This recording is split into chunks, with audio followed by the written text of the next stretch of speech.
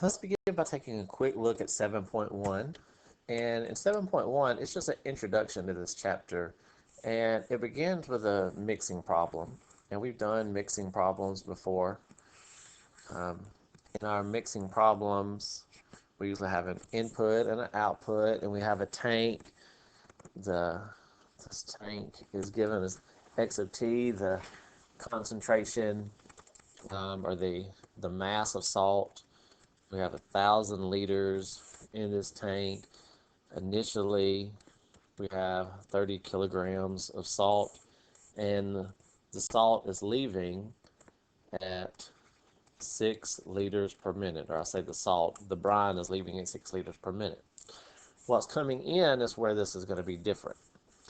We have a valve, and that valve has it switches between two feeds. This is A, this is B. So to begin with, from the beginning until 10 minutes is surpassed, we have 6 liters per minute coming in, and it has 0.04 kilograms per liter. But after 10 minutes, the switch changes, and we have the same flow rate, but instead of having 0.04 kilograms per liter, we're going to cut that concentration in half and have 0.02 kilograms per liter.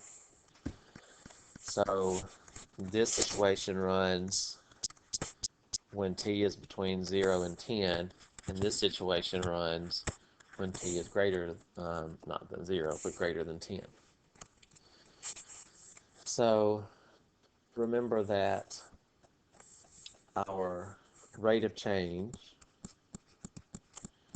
is an input minus the output. So let's call the input rate, let's define it by a function called g of t. So this would be a piece function.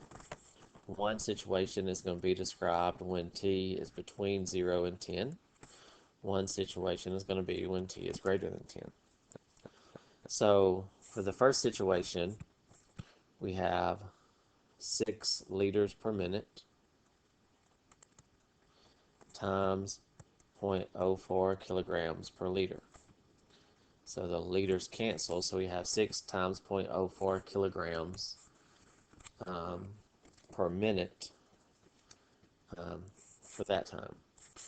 After that, after we get to 10 minutes, then we have 6 liters per minute times 0.02 kilograms per liter. So again, the liters cancel. So we have that 0.12 kilograms per minute, where up there we have 0.24. So let's write that. For the first 10 minutes, 0.24 kilograms per minute. For the next part, 0.12 kilograms per minute.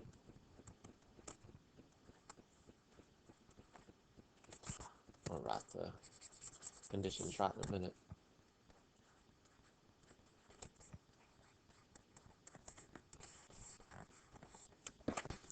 So that's what we have there. So if we were to do this using the traditional methods we learned in chapter 4, the dx dt would be our input, g of t, minus our output, which our output is 6 liters per minute, times the x kilograms per 1,000 liters. So liters would cancel. So we have kilograms per minute there also. So we would end up moving the x over, and then we have g of t on the right. So dx dt plus 6 over 1,000 x equals g of t. So this function is based on time. Depending on what the current time is, that affects if this is 0.2 or 0.12. So we could solve that we have an initial value, and we could find out, okay, for the first 10 minutes, what would this equation look like? And then we would get our constants for the first 10 minutes, and then we would have to resolve the problem for when t is greater than 10, so using 0.12. So we would have to resolve the problem and get the constants, the coefficients for that. So that would be rather time-consuming, very take quite a bit of effort to do that. So in this chapter, it introduces what's referred to as a Laplace transform.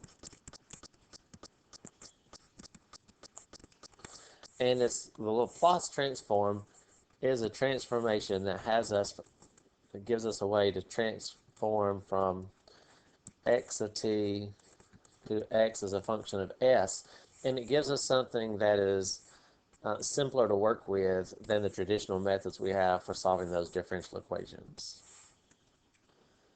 So the Laplace transform of the function f of t is given by this. The transformed into s is given by the integral of 0 to infinity. We take the function we're transforming in terms of our original variable t, and we multiply it times e to the negative st. And since this is a definite integral, we integrate that, we plug in infinity, we plug in 0.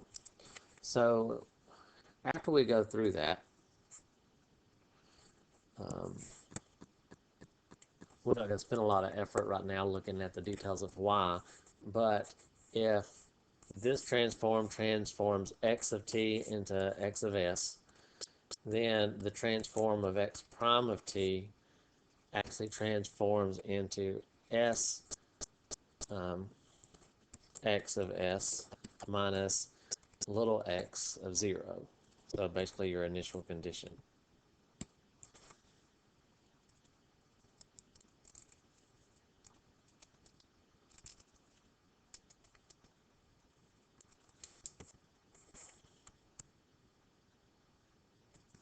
So looking back to our differential equation that we have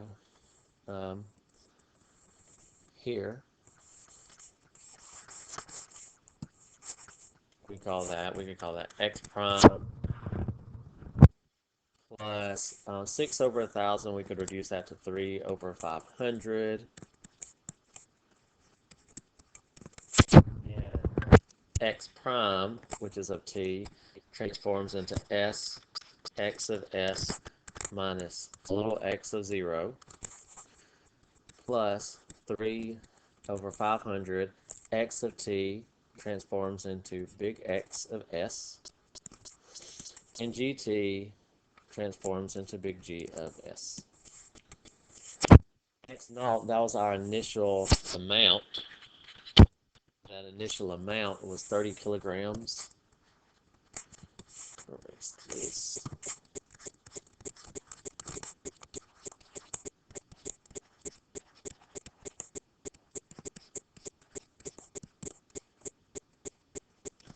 And we could go on and solve this in terms of x of s. We have an x of s there and there. So move the 30 to the other side and get g of s plus 30. Factor out x of s on the left. Big X, not little x. That leaves us s minus, not minus 30, we move the 30 over.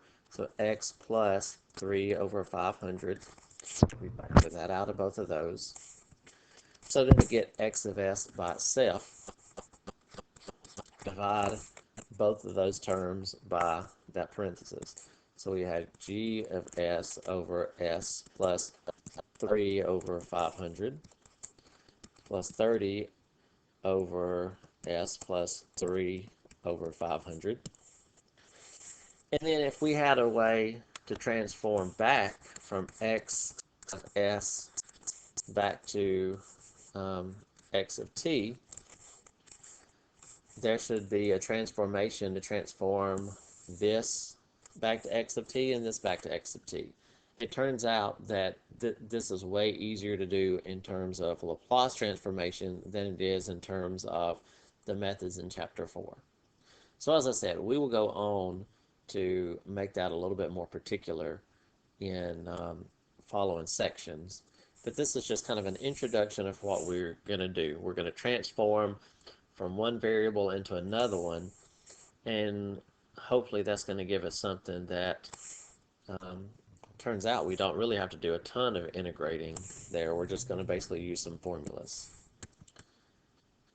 Make a quick comment while we're still on this. You may see, well, say that g of t was a messy piecewise function, so wouldn't we still have that problem when we transform that into g of s? Well, it turns out when we do transformations that g of s actually doesn't have that messy piecewise component. It gives us a transformation that's going to look like this.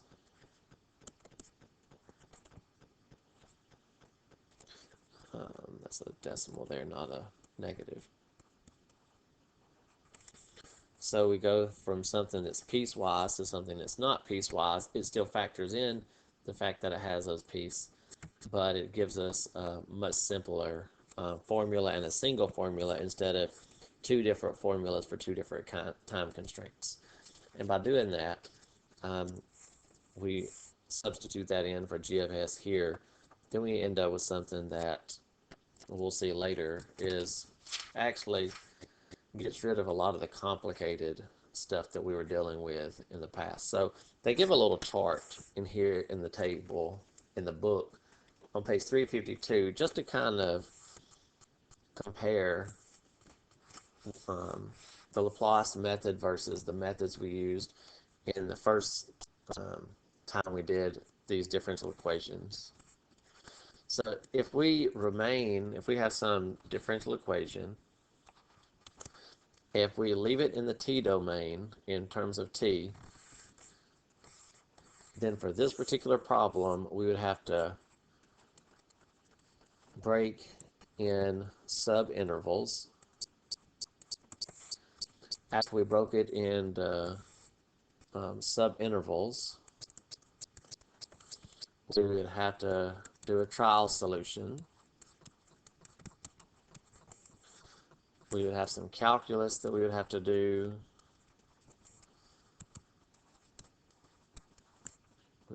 Some derivatives, some integrals, and then we would have to fit our constants to our data. So basically using our initial value. And then we would end up with our solution. So we have to break it up into multiple pieces. We'd have to have some trial solutions. We'd have to do some taking derivatives, taking some integrals, and then we would have to find those coefficients. And we saw that some of the problems in Chapter 4, that could be very time consuming. With Laplace transforms, once we have our differential equation, we can transform it into the S domain.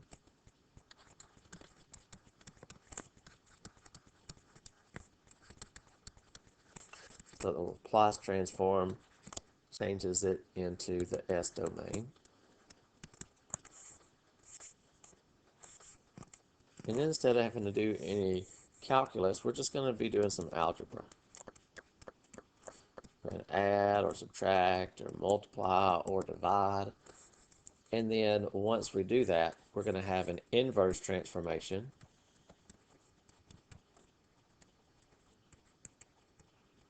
To get us back to our original variable t, and that's going to give us our solution. So instead of having to do some messy calculus, there's a table that we're going to use that allows us to do these transformations.